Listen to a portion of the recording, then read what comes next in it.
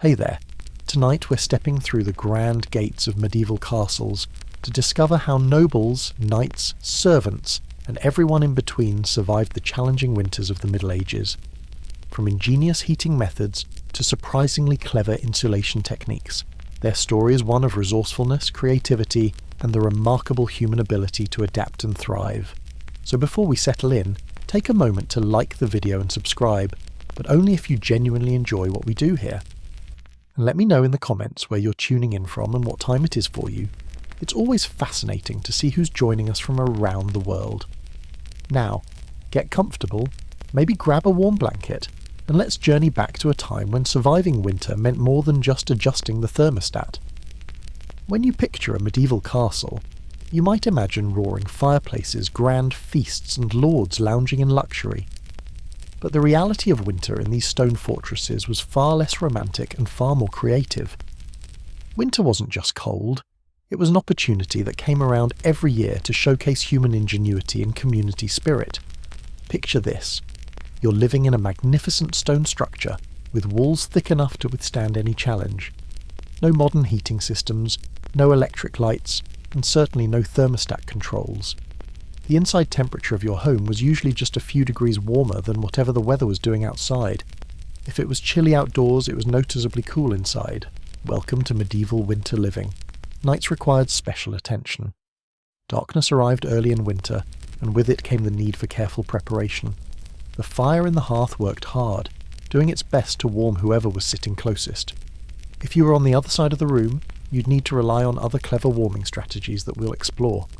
Clothing was your first line of defence. Medieval folks didn't own modern winter gear or down-filled coats.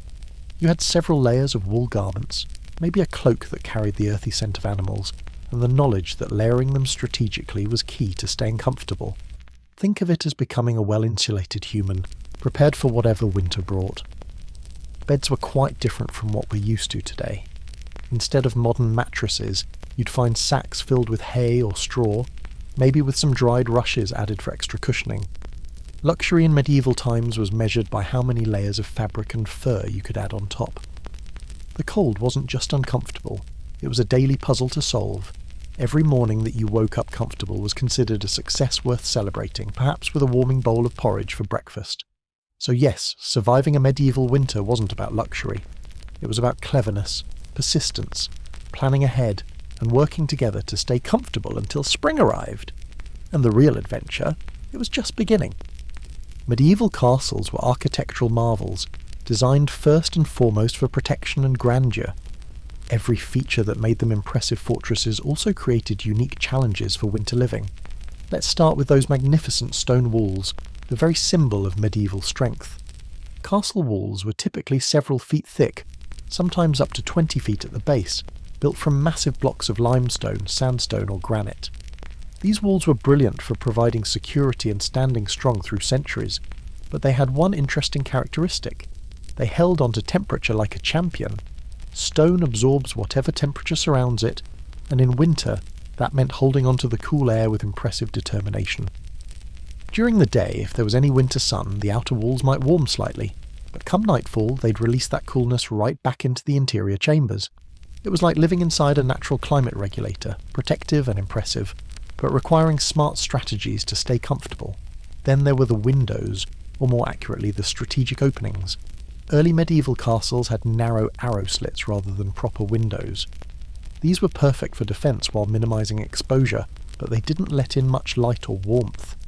Later castles introduced larger windows, but glass was extraordinarily expensive. So many windows were simply openings in the wall covered at best with oiled cloth, wooden shutters, or treated animal hides. Imagine standing near one of these window openings on a January morning. The fresh air would flow in with enthusiasm, reminding you why proper window coverings were so important. Some castles addressed this with internal wooden shutters, and while closed, they provided good protection against the elements.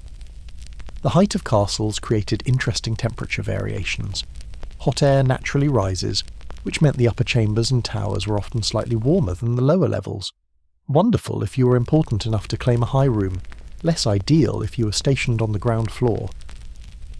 But even in the upper chambers, staying warm required thoughtful planning and the right strategies.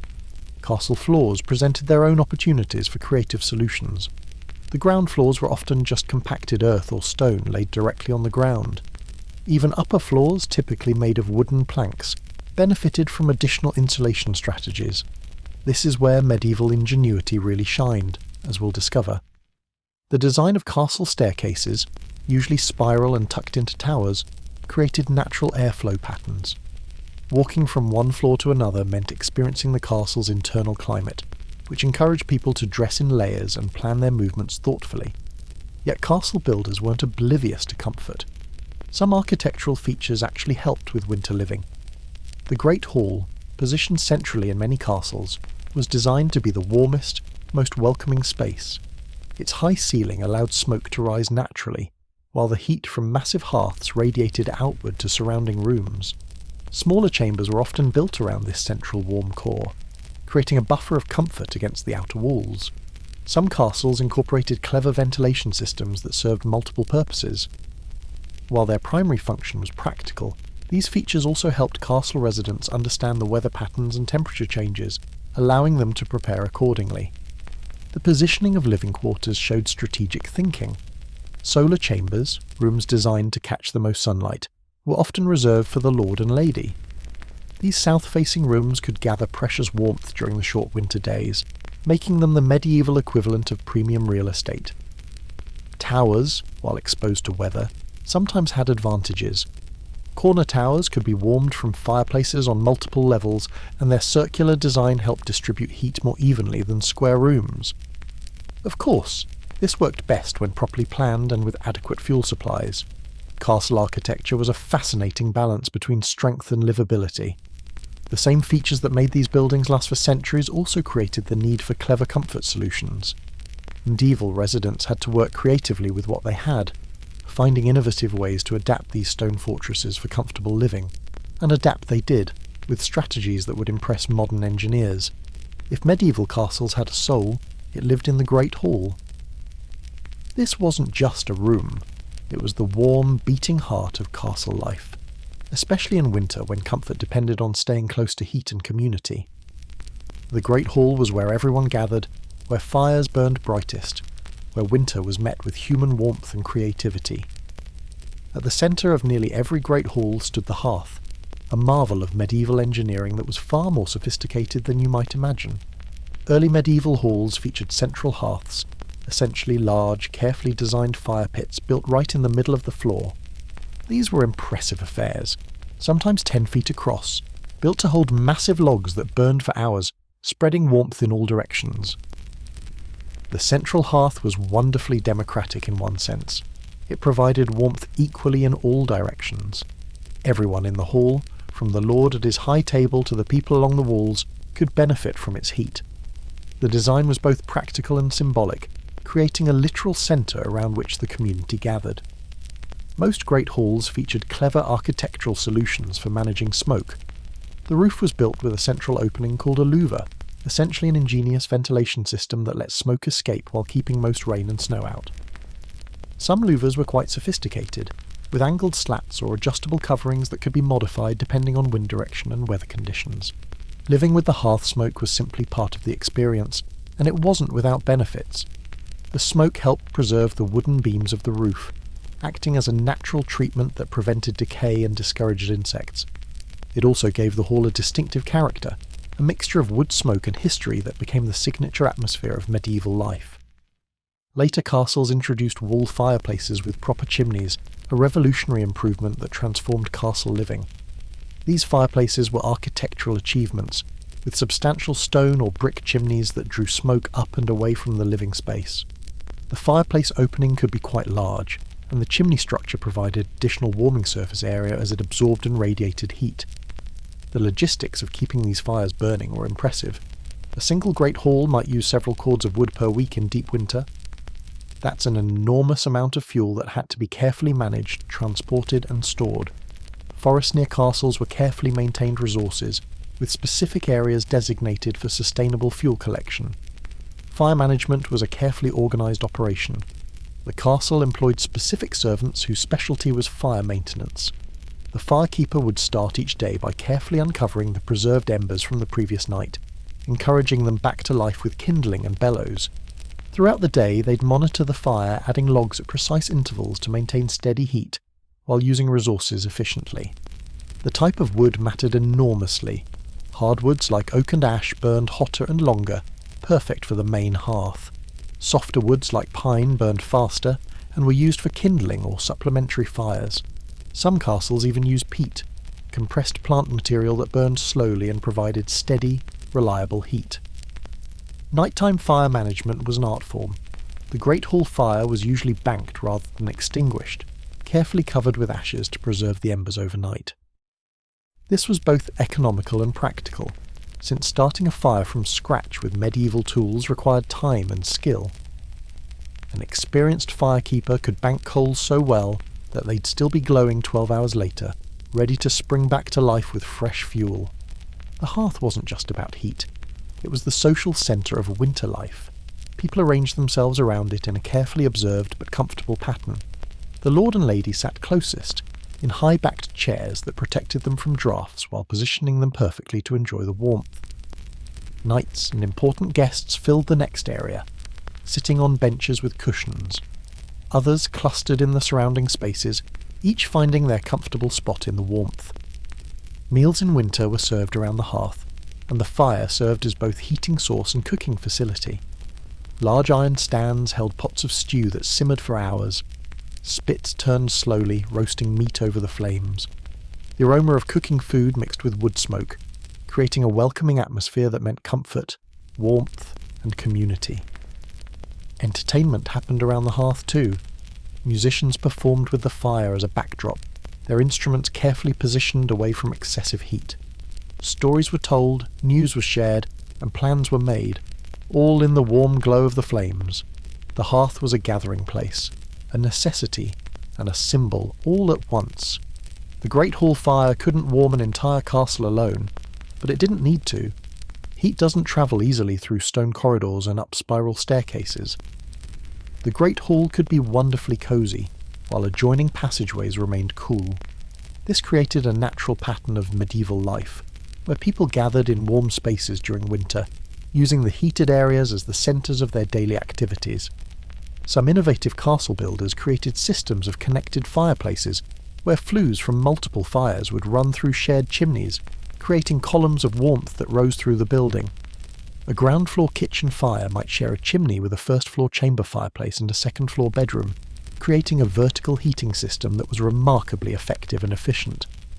The Great Hall and its hearth represented medieval engineering at its practical best.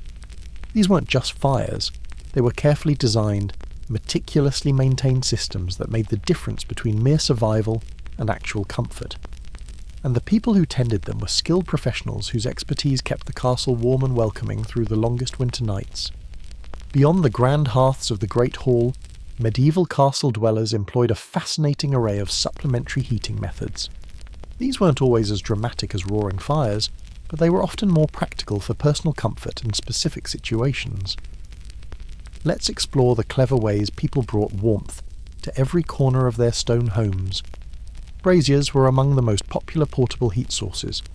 These were essentially well-crafted metal bowls or baskets, usually made of iron or bronze, designed to hold burning charcoal safely. Unlike wood fires, charcoal burned with minimal smoke, making braziers perfect for enclosed spaces like bedchambers or private rooms where a full fireplace might not be available. A well-made brazier could burn for hours on a single load of charcoal, providing steady, reliable warmth. They were often beautifully decorated. Nobles' braziers featured intricate metalwork and sometimes stood on elegant tripod bases. Simpler versions served their purpose just as well, basic iron bowls that provided comfort without fuss. The secret with braziers was proper ventilation. Rooms with braziers always maintained some airflow, even if it meant tolerating a bit of fresh air through a window or under a door. It was a delicate balance, enough ventilation to stay fresh, but not so much that you lost your precious heat. Braziers were wonderfully portable, which made them incredibly versatile. Need warmth in the chapel for morning prayers? A brazier could be carefully carried there. Private meeting in the Lord's study? A brazier set just the right atmosphere. They could move from room to room as needed, following the castle's residents through their daily routines. Then there were bed warmers, ingenious devices that made climbing into bed a much more pleasant experience. The most common type was a long-handled brass or copper pan with a secure lid, designed to safely hold hot coals. A servant would fill it with embers from the hearth, then run it between the bed sheets, warming them just before someone retired for the night. The technique required skill and practice. Move too slowly and you might overheat the linens. Move too quickly and the sheet stayed cool. An experienced chamber servant knew exactly the right pace, working methodically to ensure even warmth throughout the bed. The result was a pre-warmed sleeping space that made winter nights much more comfortable. Wealthier nobles had bed warmers that were works of art, decorated with beautiful engravings, featuring perforated lids in decorative patterns that allowed just the right amount of heat to escape. Some were passed down through generations, becoming treasured family items that happened to also provide wonderful comfort. Hot stones were another brilliantly simple heating method. Large smooth stones would be heated in the hearth until they were thoroughly warm, then wrapped in layers of cloth and placed at the foot of the bed or brought to cool rooms where someone was working. A properly heated stone could retain warmth for hours, slowly releasing comfort throughout the night. The beauty of hot stones was their accessibility. You didn't need to be wealthy to use them. Any smooth stone would work, and every hearth could heat them. Chamber servants often prepared several stones each evening, placing them strategically around bedchambers to create zones of warmth. Some castles had specific warming stones kept exclusively for this purpose, their smooth surfaces and heat retention properties carefully tested over years of use. Heated bricks served a similar purpose, but with additional advantages. Bricks retained heat even longer than most stones, and could be safely placed directly in beds without worry. Some nobles had specially made ceramic bricks with handles, designed explicitly for warming purposes. These would be heated in the kitchen fires, then wrapped and distributed to various chambers. For particularly cool nights, innovative castles used warming boxes, essentially wooden containers with metal linings that could safely hold hot coals or stones. These were placed under desks near chairs or beside beds, creating personal heating zones. The wooden exterior stayed comfortable to touch, while the interior radiated gentle warmth. Footstools with built-in warming compartments were highly valued, allowing someone to keep their feet cozy while working or socializing. The chapel presented unique heating opportunities. Large and used periodically, chapels required special attention for services. For important ceremonies, servants would prepare the space hours in advance with multiple braziers. The priest's chair often had a built-in foot warmer, a small compartment for hot coals that kept extremities comfortable during long services.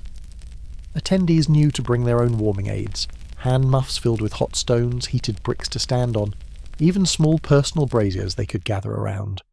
Kitchens, interestingly, were among the warmest places in any castle.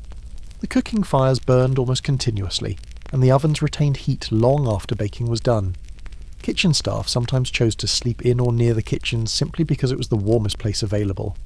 Some castles actually built servants' quarters directly above the kitchens, creating naturally heated rooms that required minimal additional fuel. Some castles, particularly those built on older foundations, occasionally featured sophisticated heating systems inspired by earlier innovations. These were early forms of underfloor heating, where warm air from furnaces would circulate through spaces beneath the floor, warming the rooms above. They were complex to build and maintain, requiring constant attention, but in the few castles that had them, they provided remarkably even warmth. Wine and beer cellars served unexpected heating purposes. While kept cool most of the year, the gentle warmth from fermentation could be utilised in winter. Some castles positioned servant quarters near cellars, where the earth's insulation and the subtle warmth created surprisingly comfortable temperatures. Heat conservation was just as important as heat generation. Heavy doors with thick curtains across them trapped warmth in occupied rooms. Some chambers had double doors with an insulating air gap between them. Windows weren't just shuttered, they were covered with thick fabric or temporary wooden coverings in the coldest months, prioritising warmth over light. The medieval approach to heating was layered and strategic. It wasn't about warming the entire castle uniformly. That would have been impractical. Instead, it was about creating comfortable spaces where people actually spent time and providing portable solutions that could follow them throughout their day. It was heating as a careful art form, where every bit of warmth mattered and efficiency was valued. Medieval castle dwellers might not have had modern insulation materials, but they certainly had creative solutions for keeping warmth in and cool air out. Their approaches were ingenious, layered, and surprisingly effective, transforming bare stone chambers into spaces that were genuinely comfortable. Tapestries were the stars of medieval insulation, and their importance went far beyond mere decoration. These massive woven artworks, often depicting historical scenes, hunts, or beautiful landscapes, served a crucial practical purpose. They created an insulating air gap between the stone walls and the living space. A large tapestry might weigh hundreds of pounds and represent significant investment, but it was absolutely worth it for the comfort it provided. The thicker the tapestry, the better it insulated. The finest were woven with wool, sometimes with additional fabric backing.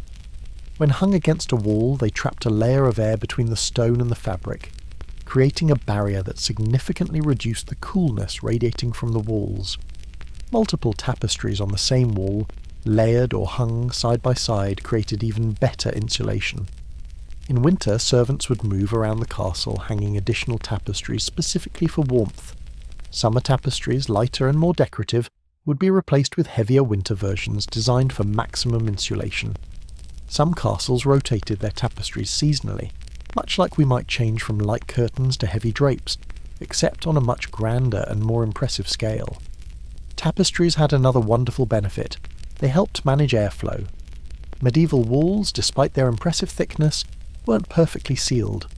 Small gaps in the mortar, natural settling of the stone, and construction joins all provided pathways for air movement.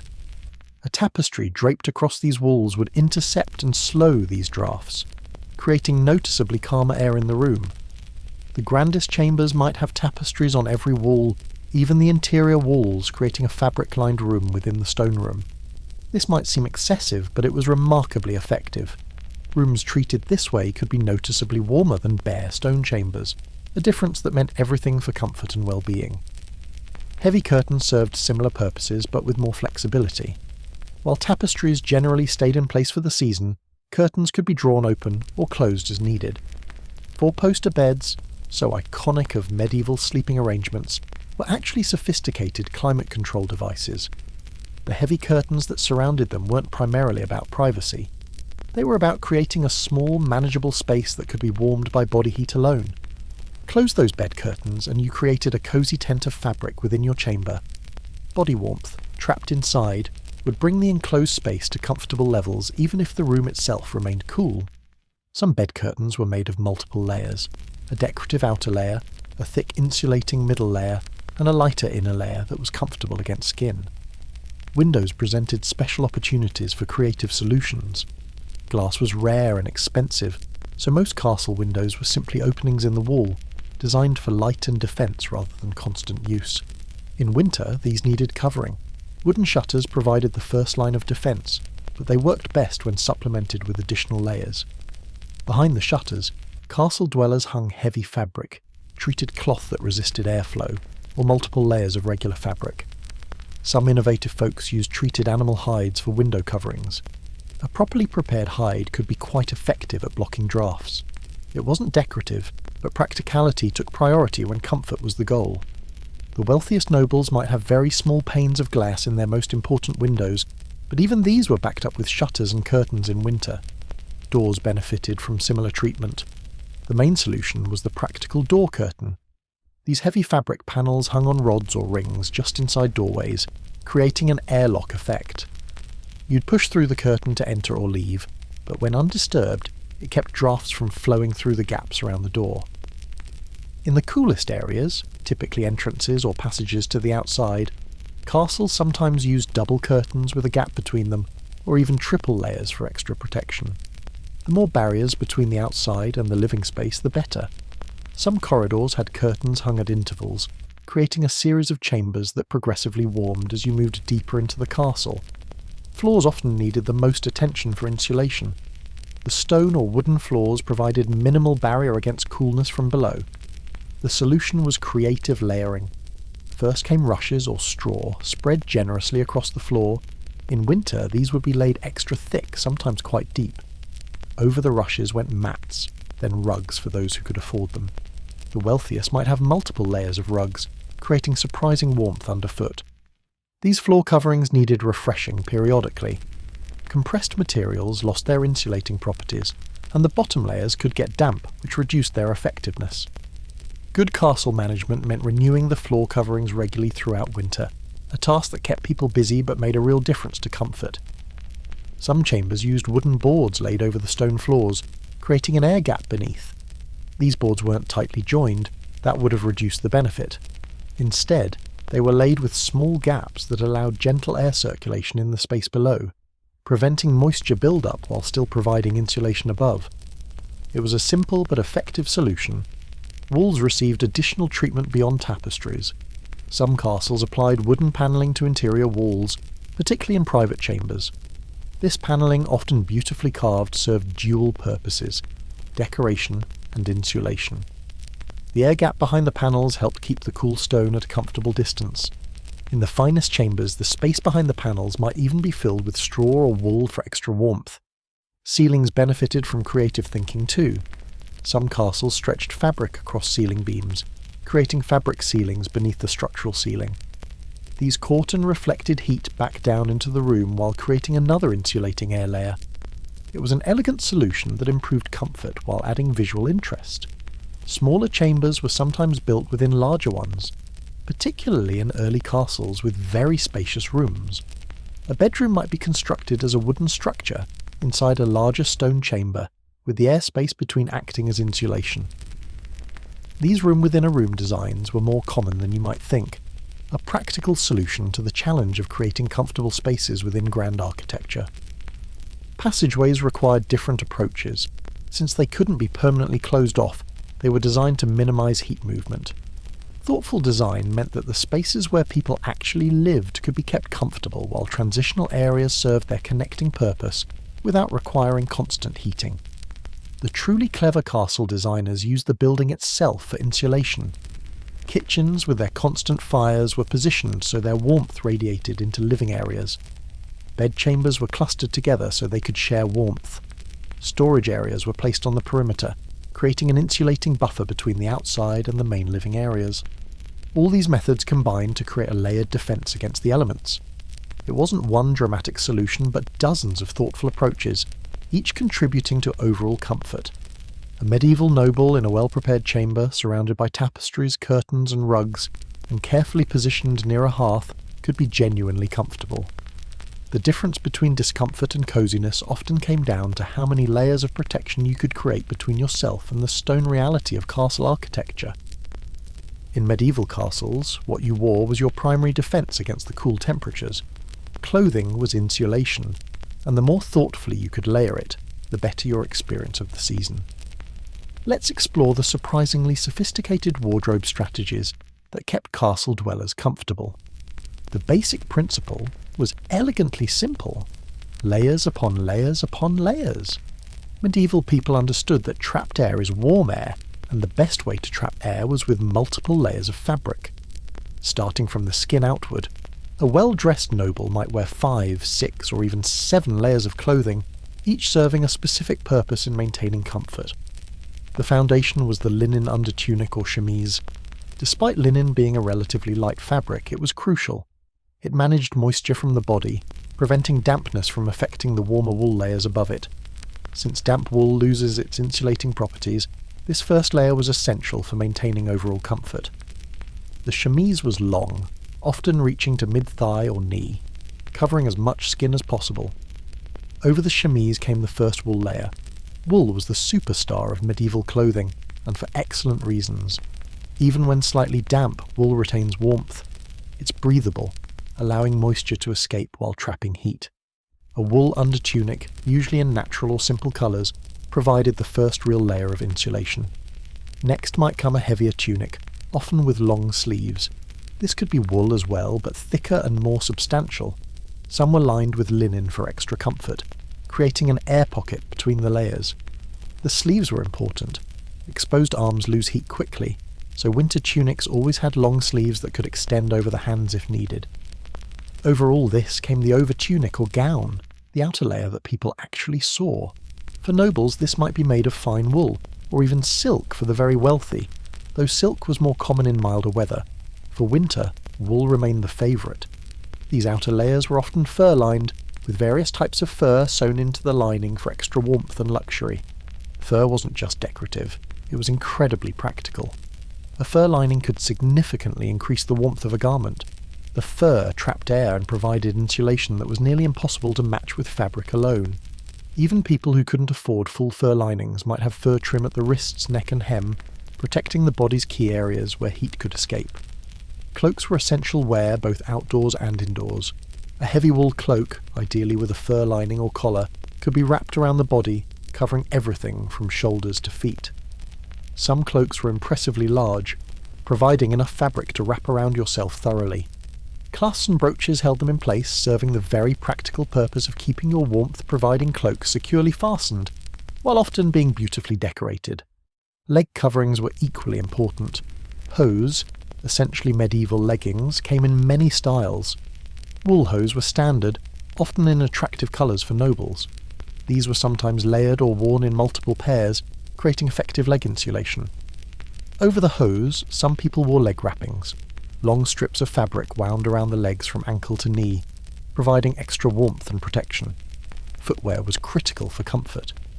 Cold feet could make you uncomfortable no matter how well dressed the rest of you was. Leather boots were common, often lined with fur or thick fabric. Some people wore multiple layers of hose or wrapped their feet in cloth before putting on boots, creating warm, well-protected feet. Indoor shoes might be softer, often made of fabric or soft leather, sometimes with wooden soles for insulation from cool floors. Hands were protected with gloves or mittens. Mittens were warmer. Keeping fingers together conserved heat better than separating them, but gloves were more practical for tasks requiring precision. Wealthy nobles might have both, mittens for outdoor wear and gloves for indoor tasks. Fur-lined gloves were treasured possessions, often beautifully embroidered to show status while keeping hands functional. Headwear was essential for maintaining warmth. A significant amount of body heat can escape through the head, something medieval people understood practically even without scientific explanation. Coifs, close-fitting linen caps, were worn under other head coverings. Over these went wool caps, hoods, or elaborate headdresses that, despite their decorative appearance, also provided serious insulation. Hoods were particularly clever. A well-designed hood could be pulled up to cover the head and neck, drawn snug around the face, and even extended to cover the shoulders. Some had a liripipe, a long tail of fabric that could be wrapped around the neck like a scarf. These weren't just fashion statements, they were practical solutions for staying comfortable. Bedtime clothing was its own category. People didn't sleep without covering in winter. That would have been uncomfortable. Instead, they wore nightshirts or gowns made of warm linen or light wool. Some wore their undertunic to bed, or even kept on multiple layers if the night was particularly cool. Nightcaps were common, keeping the head comfortable while sleeping. Nobles had the advantage of luxurious bed covers. Fine furs provided incredible warmth and comfort. These weren't just thrown on the bed randomly. They were carefully arranged, sometimes with multiple furs layered together for maximum effect. A bed might have an insulating layer underneath, heavy wool blankets in the middle, and a beautiful decorative fur on top. The wealthy also had access to finer fabrics. Premium wool from carefully bred sheep or imported from renowned regions was softer and warmer than standard wool. Silk, while less warm than wool, was used in lighter inner layers, where its smoothness made movement easier. The very prosperous might have garments with silk linings under wool outers, combining comfort with warmth. Even nobles dealt with the texture of wool. Wool against skin, particularly the coarser varieties, could be quite scratchy. This is why the linen underlayers were so important. They protected skin from the rougher wool while allowing the wool to do its warming job effectively. Some people developed quite a tolerance for textured wool, considering it a minor trade-off for staying comfortable. Colour, interestingly, played a role beyond aesthetics. Darker colours absorbed more warmth from what little winter sun penetrated the castle. Black, deep blue and rich brown garments were popular winter choices, not just because they looked elegant, but because they helped capture any available warmth. Summer clothing was often lighter in colour to reflect heat, but winter wardrobes naturally skewed toward darker tones. Servants and lower-ranking castle dwellers couldn't afford the fine wools and furs of their betters, but they weren't without options. Sturdy wool, though less refined, still provided warmth. Sheepskin with the wool still attached could be fashioned into vests or used as linings. Rabbit fur was relatively accessible and could be sewn into garments or used as trim for key areas. Some servants received previously worn clothing from nobles, garments that were no longer fashionable but still highly functional. This wasn't merely charity, it was practical. A well-dressed servant was a more effective servant, better able to work efficiently in various conditions and less likely to become unwell. Repair and maintenance of winter clothing was ongoing work. The regular use of winter garments, constant wear, exposure to moisture, proximity to fires, required attention. Skilled needleworkers were essential castle staff, spending winter days mending wear, replacing sections that had thinned, and reinforcing areas under stress.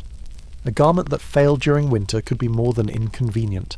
It reduced comfort significantly. Some castles had dedicated wardrobe chambers, rooms specifically for storing and caring for clothing.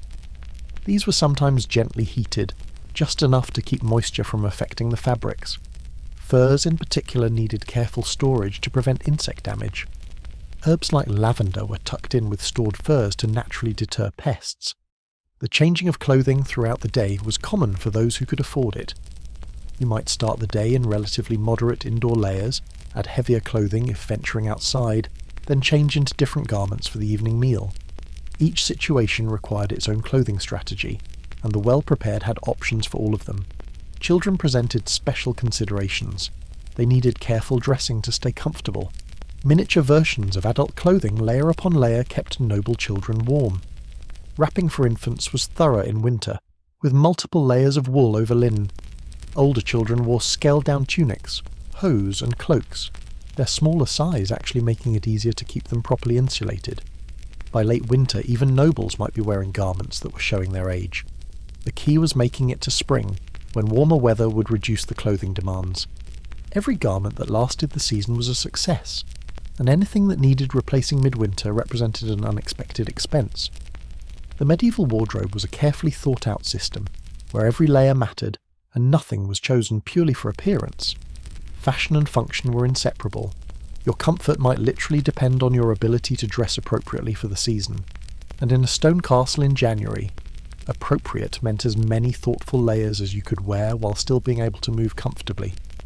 Winter in a medieval castle meant living off what had been carefully prepared during warmer months.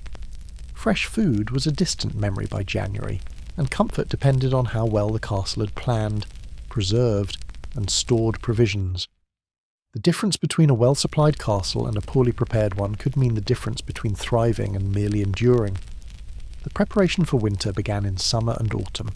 Nothing was wasted, and everything that could be preserved was preserved with great care. The castle's entire food economy shifted toward creating stores that would last through the months when fresh supplies became difficult to obtain. Salting was perhaps the most important preservation method. Salt was valuable, but essential. Meat, pork, beef, mutton, and fish was preserved in salt to prevent spoilage. The process was labour-intensive. Meat had to be cut into appropriate pieces, treated with salt, then packed in barrels with more salt layered between pieces. Done properly, salted meat could last for many months. The amount of salt a castle used was impressive. A large castle might use considerable quantities in a single winter season. This is why salt was so valuable, sometimes worth significant money. Coastal castles had easier access to salt from evaporated seawater, but inland castles had to purchase it at notable expense. Smoking was another crucial technique. Smokehouses worked diligently in autumn, preserving meat and fish over smouldering fires. The smoke not only added pleasant flavour, but also created an environment that discouraged spoilage. Hams, bacon, sausages and whole fish were hung in the smokehouse for weeks, slowly drying and curing. The result was food that could hang in a cool cellar for months while maintaining quality. Drying was used for fruits, vegetables and herbs. Apples and pears were sliced and dried in the sun or near fires. Beans and peas were allowed to dry naturally before being stored. Herbs were bundled and hung in kitchens or storage rooms, providing flavouring for the preserved foods that would sustain everyone through winter. Dried foods took up less space than fresh, and lasted well if kept dry. Root cellars were essential infrastructure. These underground or semi-underground rooms maintained cool, stable temperatures perfect for storing root vegetables. Turnips, parsnips, carrots, onions, and beets could last for months in a well-managed root cellar. The vegetables were often layered with sand or straw to prevent them from touching each other, which helped maintain freshness. The condition of the root cellar was monitored regularly. The right temperature was important, warm enough to prevent freezing but cool enough to slow aging. Proper moisture levels were equally crucial. Too damp invited spoilage, too dry caused shrivelling. It was a delicate balance that required skill and regular attention. Grains, wheat, barley, oats, rye, were stored in large quantities. These were kept in granaries, often in the driest, most secure parts of the castle. Grain had to be protected from moisture and pests.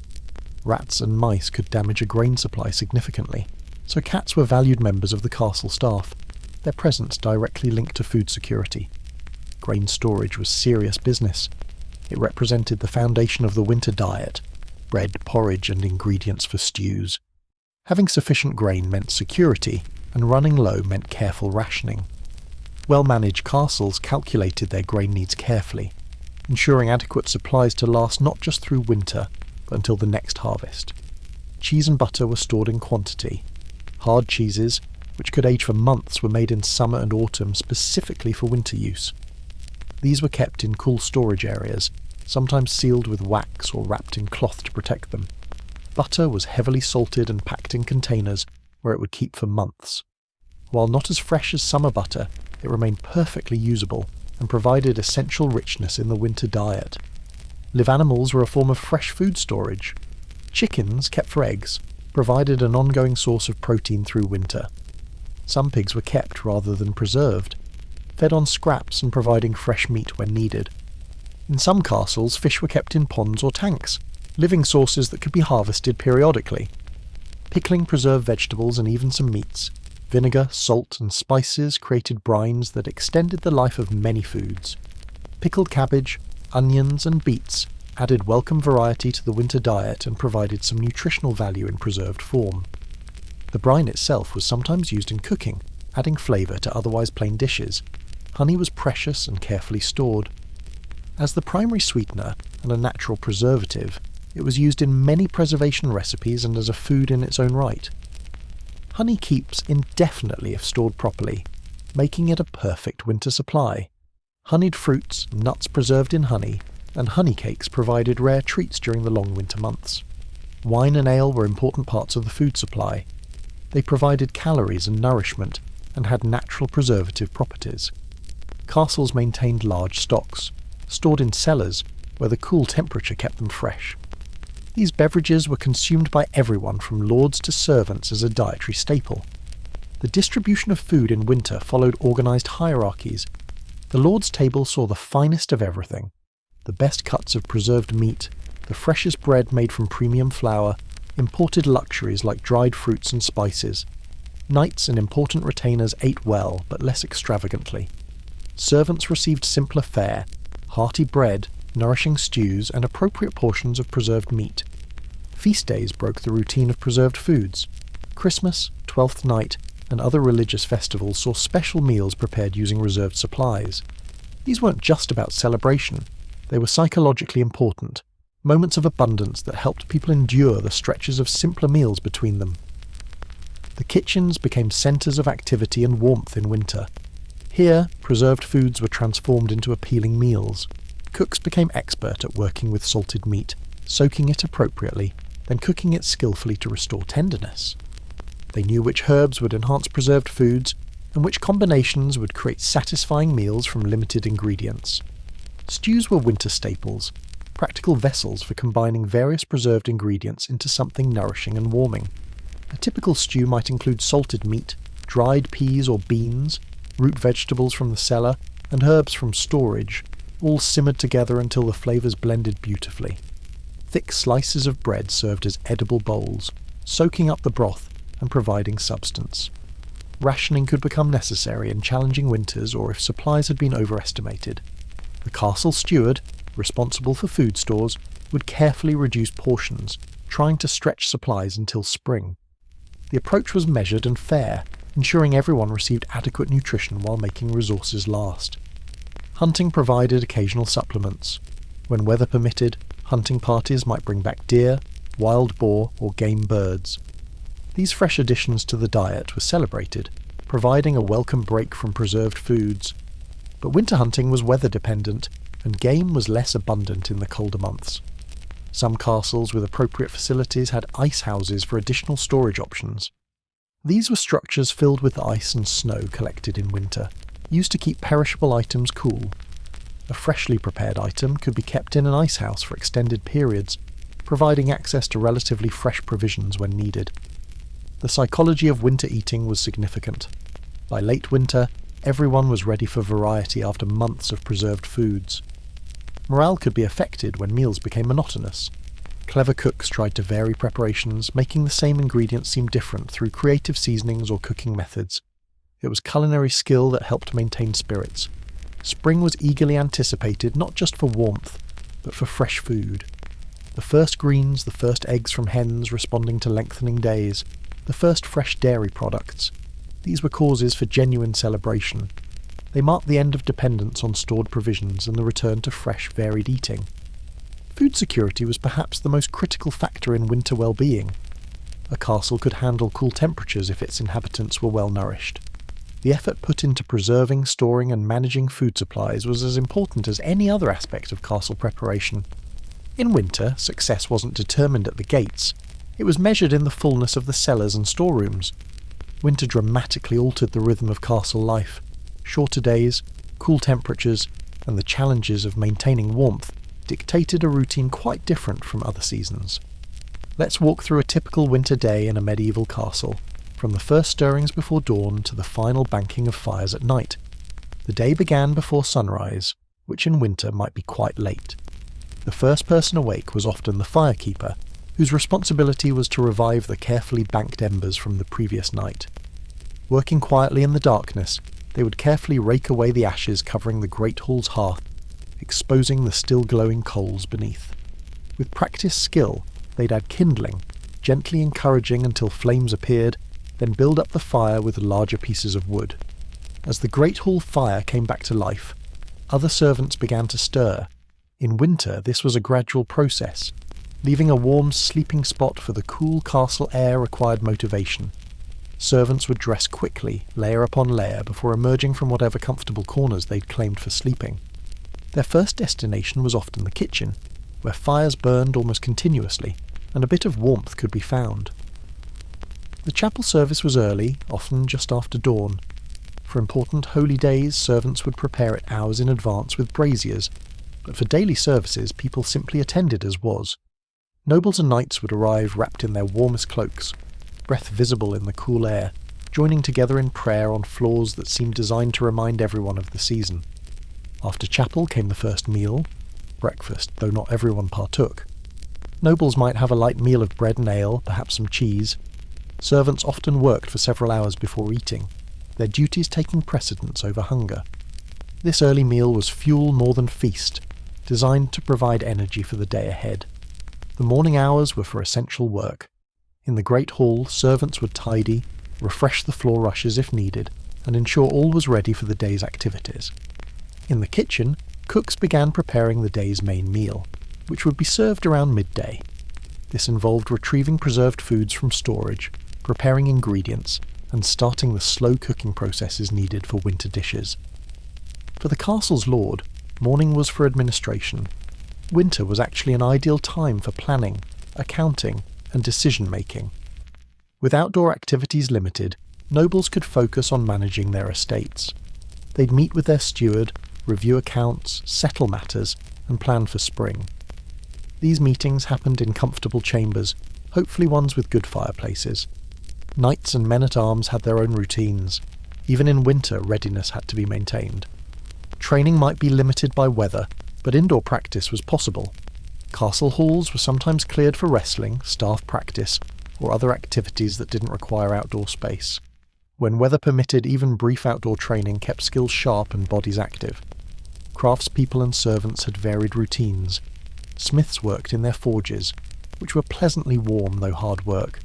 Carpenters might focus on indoor repairs, taking advantage of winter to maintain the castle's infrastructure. Weavers, embroiderers, and other textile workers found winter ideal for their craft. The long evenings meant more hours for detailed work.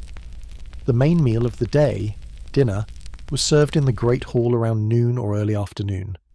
This was the social centre of the castle day, when everyone from the lord to the lowest servant gathered in the same welcoming space. The hierarchical seating was observed: high table for nobles and important guests, lower tables for knights and retainers, the furthest reaches for servants, but everyone was present and part of the community.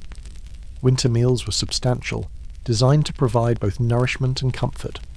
Warm stews, roasted meats when available, thick slices of bread, and ale or wine filled everyone and raised spirits.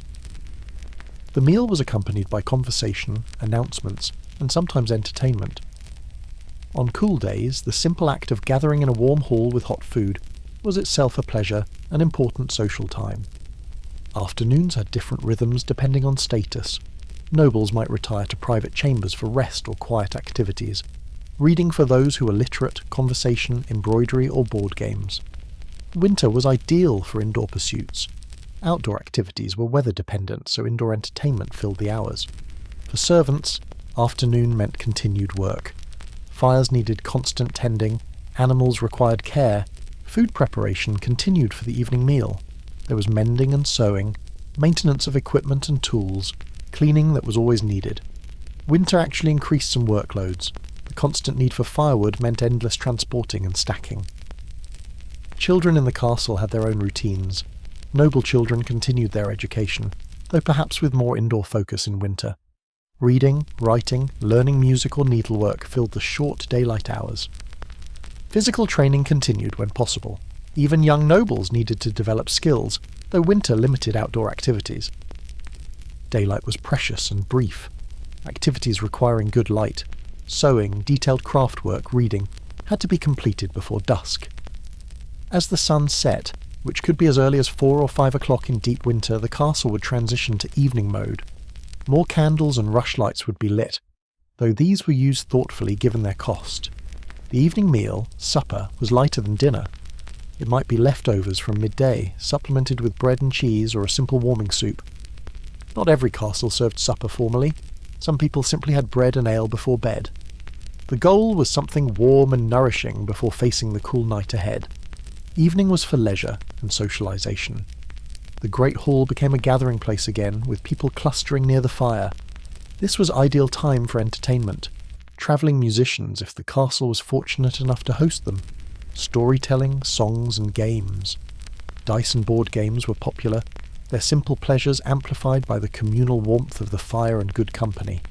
For servants, evening meant final rounds. Fires needed banking for the night, a crucial task that couldn't be rushed. Done properly, banked coals would stay alive until morning. Doors and shutters were checked, ensuring they were as secure as possible. These evening preparations were essential for a comfortable night.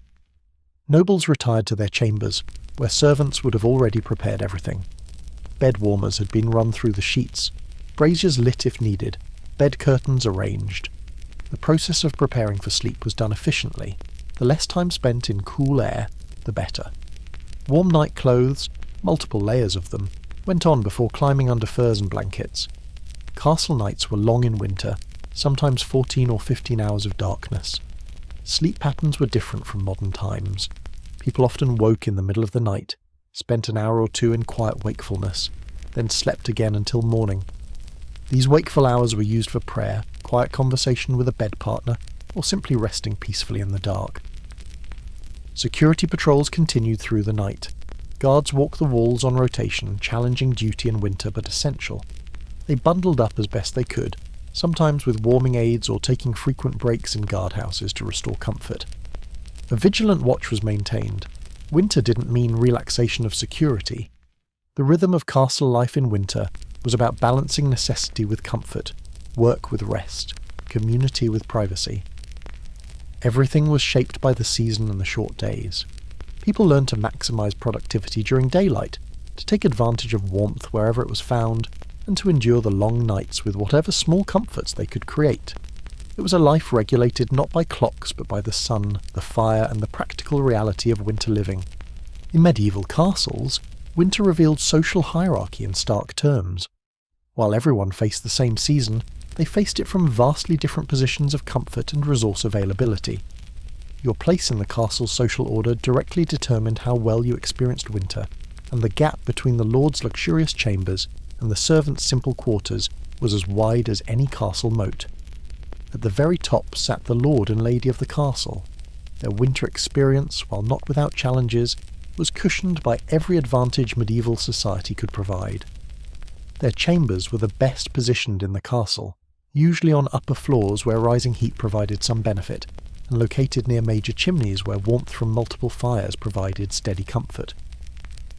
The noble bedchamber was wonderfully appointed for winter. Multiple tapestries covered every wall, creating layers of insulating air. The bed itself was impressive, a massive four-poster construction with heavy curtains that could be completely closed, creating a warm tent heated by body warmth alone. Inside those curtains were multiple layers of fine linen sheets, wool blankets, and beautiful furs providing luxury and comfort. Nobles had personal servants whose responsibility was their comfort. A chamber servant would warm the bed before the noble retired, using bed warmers filled with coals from the fireplace. They'd maintain the chamber fire throughout the evening, ensuring constant warmth. In the morning they'd bring warm water for washing, a genuine luxury when most water was quite cool, and help their noble dress in multiple layers of fine clothing. The quality of noble clothing made an enormous difference. While servants wore sturdy, practical wool, nobles enjoyed fine, soft wools, silks for underlayers, and magnificent fur-lined outer garments. A noble's winter cloak might be lined with imported fur trimmed with premium pelts, and tailored to fit perfectly, maximising warmth while looking elegant. These weren't just status symbols, they were functionally superior at providing comfort. Food told the same story. While everyone ate preserved food in winter, the lord's table saw the finest preserved meats, imported delicacies, spices that enhanced the taste of preservation, and first access to any fresh food that became available. Honey, expensive and precious, sweetened noble dishes. Wine, rather than ale, flowed at the high table. The lord would never go hungry even in the leaner months. Knights and retainers occupied the middle ground. They had better quarters than servants, but nothing approaching noble luxury. A knight might have a small private chamber, or share one with another knight. Their rooms had fireplaces, but smaller ones that required thoughtful fuel management. They might have a tapestry or two, but not the lavish wall coverings of noble chambers. Knights' clothing was good quality wool, perhaps with modest fur trim, certainly better than servants' garments, but not approaching noble magnificence. They had adequate layers to stay comfortable, though might still feel the cool when moving through unheated parts of the castle. Their beds had wool curtains and decent blankets, but fur bedspreads were rarer, reserved for the highest-ranking knights. At meals, knights sat at lower tables in the Great Hall, receiving good portions of quality food, but not the delicacies reserved for the high table. They drank ale instead of wine, ate from wooden trenchers instead of metal plates, and received good but not premium cuts of meat. It was adequate, even generous by some standards, but the hierarchy was clear. Servants and lower-ranking castle staff experienced winter quite differently. Their sleeping arrangements were modest, communal rooms in the less favoured parts of the castle, sometimes in towers where air flowed freely through arrow slits, or in ground-floor rooms where coolness rose from stone floors.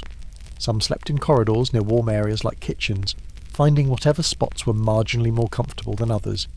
Servant bedding was basic straw mattresses, thin blankets, and whatever extra clothing they owned piled on top for warmth. Some servants literally slept in their day clothes, wearing their daytime layers through the night because they had no separate night clothes and couldn't afford to be uncomfortable during vulnerable sleeping hours. The concept of privacy didn't exist. Servants slept in groups, relying on shared body heat to supplement limited bedding. Their clothing was functional but basic. Sturdy wool that had texture, minimal layering because they simply didn't own many garments, and repairs upon repairs as clothing wore out but couldn't easily be replaced. A servant might have one warm cloak that had to serve for all outdoor work, becoming thinner each winter, patched repeatedly until it was more patched than original fabric. Food for servants was simpler. They received hearty bread made from standard flour. Their stew contained good but basic bits of preserved meat, vegetables from storage, and straightforward preparations. They ate to maintain energy for work, and their portions were calculated appropriately, enough to keep them working effectively. The physical effects were visible. Servants often bore the marks of winter. Reddened hands from cool water work, weather-touched fingers and toes, persistent coughs from drafty sleeping quarters. They worked hard physically, which generated body heat, but also exhausted them, making rest times feel especially challenging. Work itself was divided by status. Nobles did no physical labour. Their work was administration and decision-making conducted from comfortable chambers. Knights might train and practice, but this was skilled activity, not toil. Servants did every physical task, hauling firewood through snow, fetching water, carrying coal, cleaning, cooking, maintaining fires. This work kept them moving and warm while active, but also tired them significantly. Some servant positions were better than others. Kitchen staff, though they worked hard, stayed warm near constant fires. Personal servants to nobles worked in the best heated parts of the castle.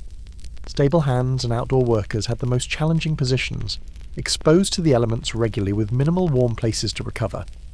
Guards on wall duty faced significant challenges, exposed for hours with only brief respites. Healthcare followed the hierarchy too. A noble who became unwell in winter received attention from the castle's best healers, warm chambers for recovery, special foods to build strength, and constant attendance. A servant who became unwell was given basic care and expected to return to work as soon as reasonably possible. Children's experiences varied by birth. Noble children were dressed in layers of warm clothing, kept in heated chambers, given the best food to fuel growing bodies. Servant children, when present in the castle, wore hand-me-downs, slept in modest corners, and often received simpler nutrition. The elderly showed the hierarchy most clearly. An aging noble could retreat to the warmest, most comfortable rooms, attended by servants, supplied with the best food and warmth. An aging servant might be given lighter duties if fortunate, their continued presence depending on their continued usefulness or the Lord's generosity. Interestingly, the hierarchy sometimes softened during extreme weather. When conditions became particularly challenging, sometimes servants were allowed closer to main fires, given extra blankets, or permitted to sleep in warmer areas. This wasn't pure kindness, it was practical. Unwell servants couldn't work, and the castle needed them functional. Feast days provided temporary relief from the hierarchy's strictness. On Christmas or major holy days, servants received better meals, sometimes portions from the Lord's table. These moments of relative equality were carefully bounded. Servants understood their place would return with the new day, but they provided psychological relief, reminders that they were part of the castle's community, even if at its foundation. The psychological impact of this hierarchy was real. Nobles rested well, knowing they were protected from winter's worst. Servants rested less easily, knowing they faced another demanding day with modest protection. The stress of constant coolness, basic clothing, and simple shelter accumulated, affecting mood, health, and overall well-being. Yet the hierarchy also created interdependence. Nobles needed servants to maintain fires, prepare food, and keep the castle functioning. Servants needed nobles for food, shelter, and protection. Winter made this mutual dependence undeniable. The Lord might be warmer, but he couldn't survive winter alone, and servants, however modestly housed, had the collective strength of numbers and shared experience. In the grand calculus of medieval winter, social status was perhaps the most important variable. Birth and position determined not just comfort, but often the quality of winter experience. The castle's stone walls protected everyone, but inside those walls, where you stood in the hierarchy, determined whether winter was a manageable season or a genuine endurance test. Winter in a medieval castle wasn't just a physical challenge, it was a mental one. The long dark nights and limited activities could weigh on the spirit as much as the cool air affected the body. Entertainment and social activities became essential for maintaining morale and well-being through the seemingly endless winter months. The Great Hall transformed into an entertainment centre once evening chores were done. This was where the castle's community gathered, nobles and servants alike finding their places around the fire for whatever diversions were available. The simple act of gathering together, sharing warmth and company, was itself a form of entertainment, a break from the isolated coolness of the rest of the castle. Music was a precious gift in winter. Travelling minstrels who found themselves at a castle in winter might stay for months, their presence welcomed and well rewarded. They brought songs, news from distant places, and fresh entertainment. A skilled minstrel could play multiple instruments: lute, harp, pipes, drums, and knew hundreds of songs, from lively tavern tunes to elegant courtly ballads. When professional entertainment wasn't available, castle residents made their own music. Someone would bring out a simple instrument, perhaps a wooden flute or a drum, and others would join in. Singing was free, required no equipment, and warmed the spirit wonderfully. Folk songs, rounds, and work songs filled the hall, connecting people through shared rhythm and melody. Storytelling was perhaps the most valued entertainment. In a world without books for most people, stories were precious treasures. Tales of brave knights and their quests, stories of saints and their goodness, local legends, mysterious tales, all were shared around the fire. A skilled storyteller could captivate an audience for hours, their words creating vivid images. Stories served multiple purposes. They entertained, yes, but they also educated, passing down history, teaching valuable lessons, explaining the world. Young people learned about their culture and values through stories. Adults found comfort in familiar tales or excitement in new ones. The best storytellers were treasured members of the castle community, their skills as valued as any craftsman's. Games provided active entertainment. Board games were popular among nobles. Chess, tables, an ancestor of backgammon, and nine men's Morris. These games required strategy and concentration, perfect for passing long evenings. Dice games were played by all social classes, from nobles playing for stakes to servants playing for tokens. The rattle of dice and the calls of players became part of winter nights. Physical games happened when space and weather allowed. Wrestling matches, friendly mock combats with safe equipment, and tests of strength provided excitement and helped maintain fitness during the inactive season. These often turned into spectator events, with the castle community gathering to watch and enjoy the competition. Children had their own entertainment. They played with simple toys, wooden dolls, carved animals, hoops and balls. Games like blindman's bluff, hide and seek, and tag happened in whatever indoor spaces could be cleared. Noble children might have more elaborate toys, but all children found ways to turn winter's challenges into play. Religious observances provided structure and meaningful entertainment. Daily chapel services broke up the day, but special feast days offered real celebration. Christmas season brought weeks of festivities, with special services, extra food, and permitted revelry. Twelfth Night, Candlemas, and other holy days each brought their own traditions, entertainment, and breaks from routine. Mystery plays and religious dramas were performed, especially during major feast days. These weren't just entertainment, they were spiritual education, telling biblical stories in dramatic, engaging ways. Castle residents might participate, creating costumes from available materials, learning parts, and performing for their community. Feasting itself was entertainment. Elaborate meals on feast days weren't just about food, they were theatrical events. Multiple courses, special dishes, decorative presentations, all created spectacle. The very act of enjoying a fine meal together became a performance and a pleasure. Conversation was a refined entertainment among nobles. Discussions of courtly traditions, philosophical debates, talks of poetry and literature, these intellectual pursuits filled hours. Some nobles were genuinely educated and could engage in sophisticated discourse. Others simply enjoyed the social aspect, the human connection that conversation provided. Needlework and crafts, while productive, also served as entertainment. Embroidery circles gathered, often including both nobles and skilled servants, working on beautiful pieces while socializing. The work kept hands busy and created lovely objects, but the social aspect was just as important. Men had similar gatherings for activities like carving or leatherwork. Reading, for the few who could, offered private entertainment. Books were rare and expensive, but nobles might have a few. Religious texts primarily, but also romances, histories, or books of hours with beautiful illuminations. Reading aloud to a group was common, sharing the precious resource with those who couldn't read themselves. Animal tricks and trained animals provided occasional entertainment. A talented falconer might demonstrate his bird skills indoors if space allowed. Dogs could perform tricks. There are even records of various trained animals being brought to castles to perform, providing rare and memorable entertainment. Drinking was both social activity and entertainment. While moderation was encouraged, intoxicated guards were ineffective, and servants who drank too much caused problems. Reasonable drinking was part of social bonding. Ale or wine accompanied evening gatherings, encouraging songs and making the cool seem less bothersome. Special winter drinks, spiced ales, warm wine, became treats to anticipate. Fortune-telling and predictions became popular diversions. Someone trusted might read palms, interpret dreams, or use simple divination methods to predict the future. This wasn't considered strictly proper by the church, but it was tolerated as harmless entertainment. People wanted to know when spring would come, whether the harvest would be good, what the future held. Riddles and wordplay entertained those with quick minds. Riddle contests could last for hours, with increasingly difficult puzzles challenged and solved.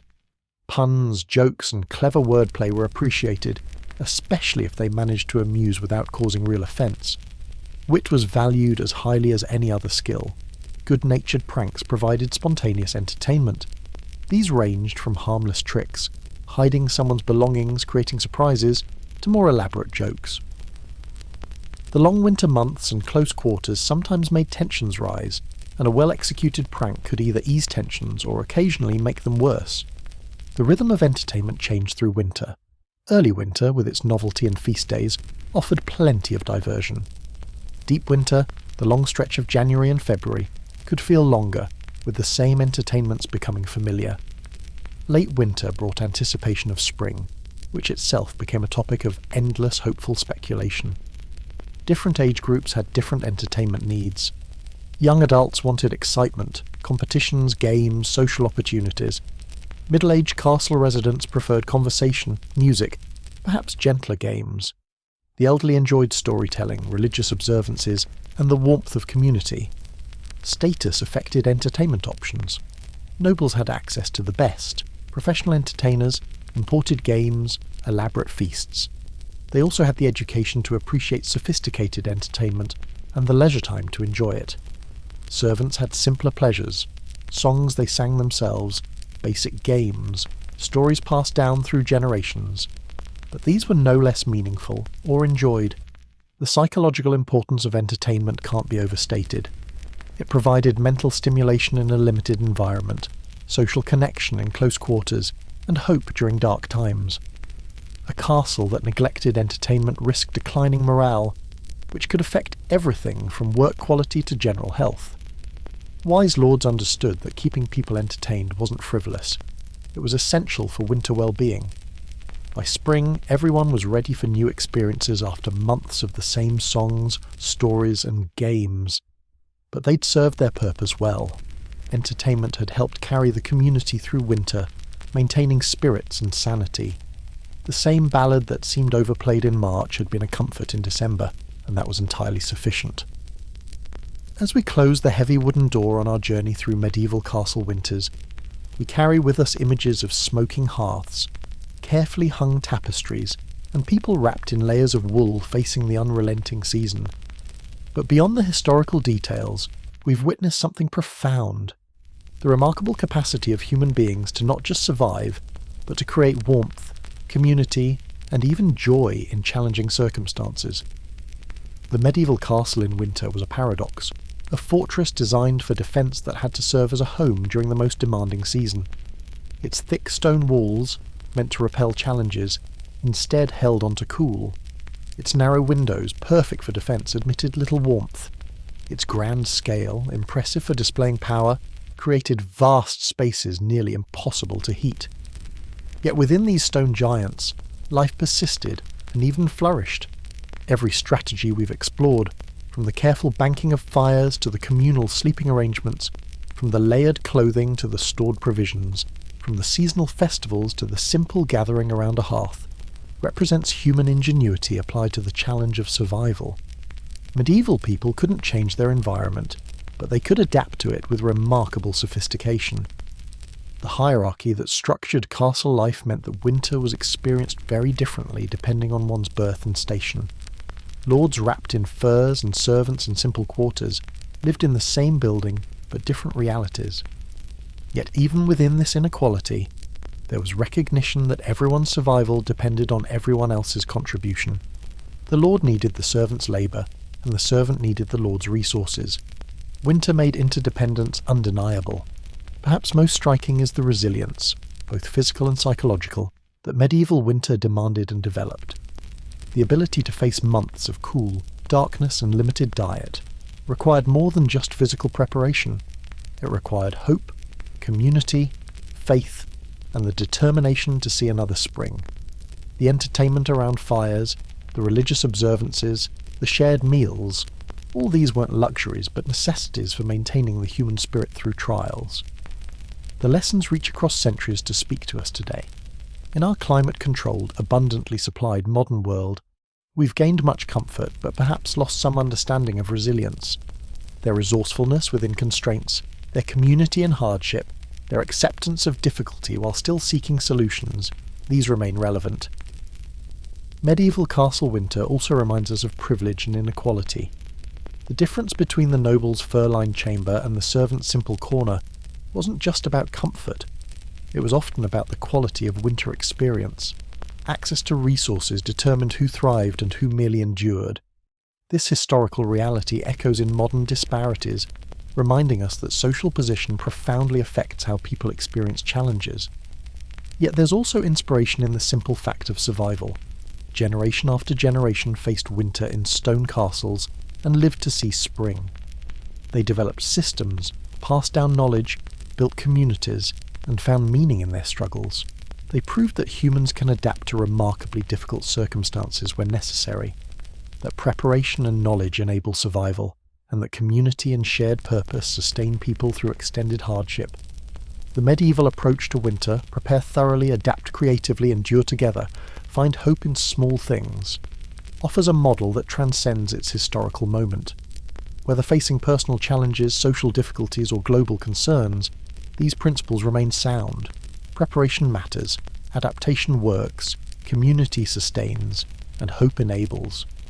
As we imagine those castle fires finally dying down for the last time each spring, the heavy tapestries being taken down, the winter clothing being stored away, we can almost feel the collective relief of people who had survived another season. They had matched themselves against winter and prevailed. The castle had been cool, the food monotonous, the darkness long, but they had made it through.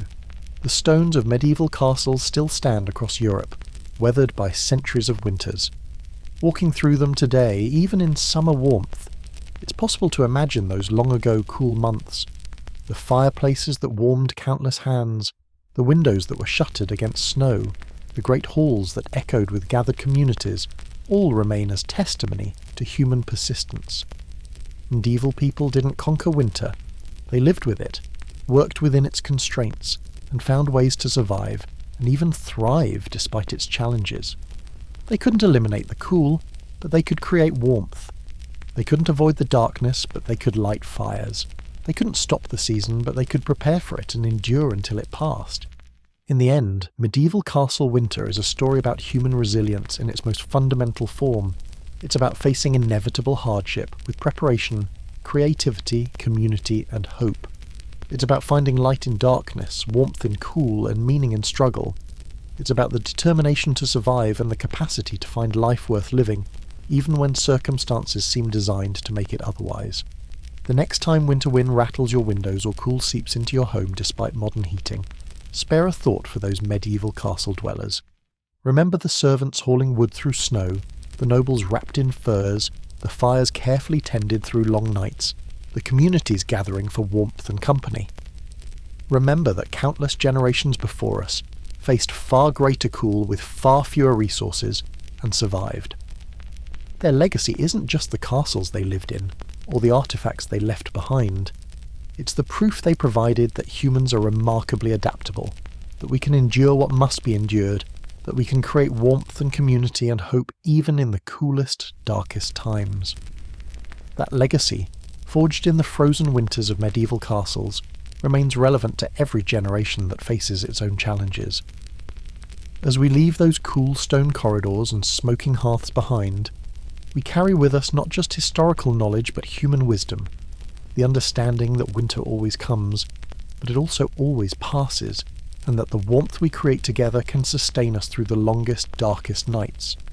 The medieval castle dwellers, with their banked fires and layered clothing, their stored provisions and communal gatherings, their faith and resilience, have taught us well. May we face our own winters, literal and metaphorical, with even a fraction of their resourcefulness, community, and enduring hope. And may we remember that the greatest warmth has always come not from fires or furs, but from the indomitable human spirit that refuses to surrender to the cool.